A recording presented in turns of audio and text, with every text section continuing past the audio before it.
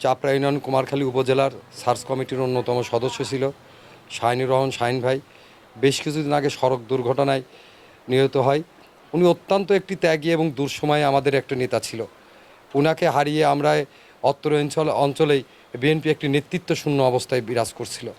শাহিন ভাই এই বাংলাদেশ জাতীয়তাবাদী দলের পতাকা চাপড়া ইউনিয়নে সমুন্নত রেখেছিলেন। তিনি কিছুদিন আগে মারা যায়।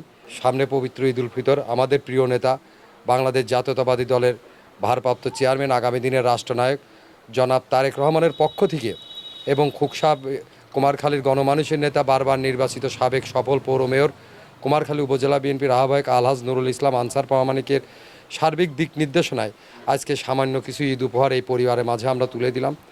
আমরা এইভাবে কুমারখালী, খুকসা সহ প্রত্যেকটা অঞ্চলে যে সকল নেতাকর্মী গুম হয়েছে, খুন হয়েছে, সড়ক দুর্ঘটনায় মারা গেছে এবং বয়সের ভারে যারা না ফেরার দেশে চলেছে, তাদের পরিবারের সামান্য মুখের হাসি ফোটানোর জন্য আমাদের প্রিয় নেতা বাংলাদেশের আগামী দিনের রাষ্ট্রনায়ক তার পক্ষ থেকে সামান্য এক উপহার আমরা প্রত্যেকটি পরিবারের মাঝে পৌঁছায় দিয়ে ঈদের আনন্দটা আমরা ভাগাভাগি করে নিচ্ছি।